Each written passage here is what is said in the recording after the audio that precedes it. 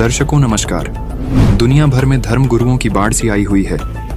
सनातन हितैषी होने का दावा करने वाले बहुत से धर्मगुरु आपको हर रोज कथा करते हुए मिल जाएंगे, लेकिन क्या ये धर्मगुरु सच्चे सनातन हितैषी हैं या नहीं?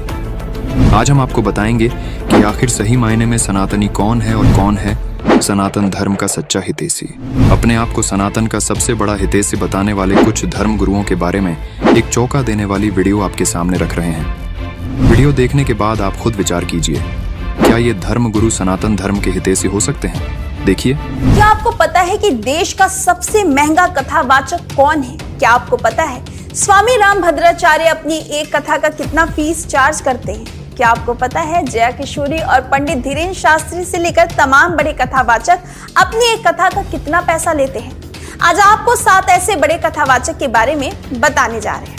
दोस्तों, देखा जाए तो वर्तमान समय में लोगों का अध्यात्म की ओर रुझान तेजी से बढ़ रहा है और इसी झुकाव के कारण देश में खूब सारे भागवत कथा के आयोजन भी हो रहे हैं। सोशल मीडिया के इस दौर में कुछ कथावाचक तो बेहद कम उम्र में रातों रात फेमस हो गए हैं और तो और उनके कथावाचन के डिमांड में जबरदस्त बढ़ोतरी भी हुई है। आज हम आपको देश के कुछ ऐसे ही चुनिंदा कथावाचकों के बारे में बताएंगे, साथ ही ये भी बताएंगे कि वे एक कथा के लिए कितना चार्ज करते हैं। चलिए सबसे पहले हम बात करते हैं जगत गुरु रामभद्राचार्य की। जगत गुरु रामभद्राचार्य का जन्म उत्तर प्रदेश के जौनपुर में सरयू पाड़ी ब्राह्मण परिवार में मकर संक्रांति के दिन 1950 में हुआ था। जगत गुरु रामभद्राचार्य जब 2 महीने के थे तभी उनकी आंखों की रोशनी चली जाती। अपनी एक कथा का 5 लाख रुपए से 10 लाख रुपए तक की दक्षिणा लेते हैं। नंबर 2 पर आती है जया किशोरी। जया किशोरी का जन्म 13 अप्रैल 1995 को राजस्थान के सुजानगढ़ में एक ब्राह्मण परिवार में हुआ था। उनका रियल नाम जया शर्मा है और उन्हें किशोरी की उपाधि दी गई, इसीलिए वे अपने नाम में जया किशोरी का इस्तेमाल करती हैं। मीडिया रिपोर्ट्स के मुताबिक श्रीमद् भागवत के वाचन के लिए वो 9,50,000 रुपए फीस लेती हैं। फीस का आधा हिस्सा 4,25,000 रुपए वह कथा से पहले और बाकी कथा होने के बाद लेती हैं। नंबर 3, पंडित प्रदीप मिश्रा। पंडित प्रदीप मिश्रा का जन्म 1980 में मध्य प्रदेश के सीहोर जिले में हुआ था। उनका जन्म सीहोर जिले में होने के कारण लोग उन्हें सीहोर बाबा के नाम से भी जाना करते हैं।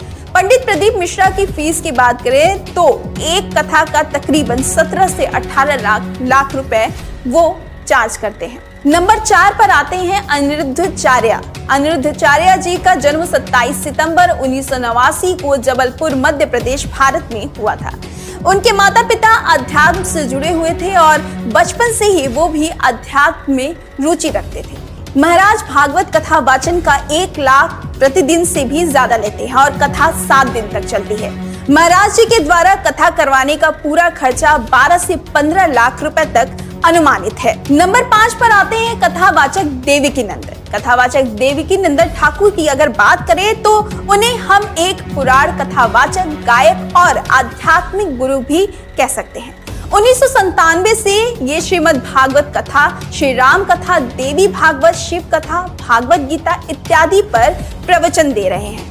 देवकीनंदन ठाकुर जी की नेटवर्थ लगभग 5 से 7 करोड़ है। महाराज देवकीनंद ठाकुर विश्व शांति सेवा चैरिटेबल ट्रस्ट के संस्थापक भी हैं। इंटरनेट पर मिली जानकारी के अनुसार वो एक कथा करने के लिए फीस जो लेते हैं वो 10 से 12 लाख लेते हैं। नंबर 6 पर आते हैं पंडित धीरेन्द्र शास्त्री। पंडित धीरेन्द्र शास्त्री का जन्म 4 जुलाई 1996 में बुंदेलखंड के अंचल के छतरपुर जिले के गड़ा गांव में हुआ था। यहीं से उन्होंने अपने जीवन की शुरुआत की थी। बता दें कि धीरेन्द्र शास्त्री एक कथा करने का कितना पैसा लेते हैं, इस बात की सटीक जानकारी या आधिकारिक रूप से जानकारी नहीं है। अलग अलग वेबसाइट पर अलग अलग जानकारी दी गई है। कुछ वेबसाइट पर ऐसा दावा करती हैं कि पंडित धीरेन्द्र शास्त्री एक दिन के लगभग 10 से 15 लाख रुपए दक्षिणा लेते हैं और वह अपने कई बयान में ये भी कह चुके हैं कि कोई भी व्यक्ति अपनी पत्नी और परिवार को छोड़कर हमें कुछ भी दान कर सकता है। नंबर 7 पर आते हैं राजन जी महाराज। राजन जी महाराज का जन्म पश्चिम बंगाल के कोलकाता में एक ब्राह्मण परिवार में हुआ था। उन्हें बचपन से ही आध्यात्म में विशेष रुचि थी। उनका असल नाम राजन तिवारी है। उनके सीताराम का भजन बहुत प्रसिद्ध है। वो अपनी कथा और भजन के लिए 10 से 12 लाख रुपए चार्ज करते हैं। तो ये थे 7 बड़े कथावाचक जिनके बारे में मैंने आपको बताया। दर्शकों, विचार कीजिए, क्या ये धर्मगुरु सनातन धर्म के हितैषी हो सकते हैं, जो कथा करने के नाम पर लाखों रुपए फीस लेते हैं? जो धर्मगुरु अपनी कथाओं में श्रद्धालुओं को दान धर्म करने के प्रवचन देते हैं, वो खुद ही लाखों रुपए कथा करने के लिए ले रहे हैं। दर्शकों, पुराणों में प्रमाण है कि जब राजा परीक्षित को सर्प ने डसना था, तो पूरी पृथ्वी पर कोई ऐसा कथावाचक नहीं था जो राजा परीक्षित को कथा सुना सके, क्योंकि सभी को पता था 7वें दिन परिणाम आ जाएगा और नकली कथावाचक का पर्दाफाश हो जाएगा, क्योंकि उनमें से कोई भी कथावाचक कथा सुनाने का अधिकारी नहीं था। धन के लालची किसी कथावाचक की हिम्मत कथा सुनाने की नहीं हुई। तब स्वर्ग से सुखदेव ऋषि को बुलाया गया। सुखदेव ऋषि ने कथा सुनाने के बदले कोई धन नहीं लिया, जिससे राजा परीक्षित को लाभ मिला। लेकिन आजकल के कथावाचक न तो कथा सुनाने के अधिकारी हैं, न ही इनके पास सही भक्ति विधि। केवल धन उपार्जन करना इन कथावाचकों का मुख्य उद्देश्य बन चुका है, जो कि आपके मानव जीवन के साथ बहुत बड़ा धोखा कर रहे हैं। इससे साफ है, ये धर्मगुरु सनातन धर्म के हितैषी नहीं बल्कि दुश्मन है।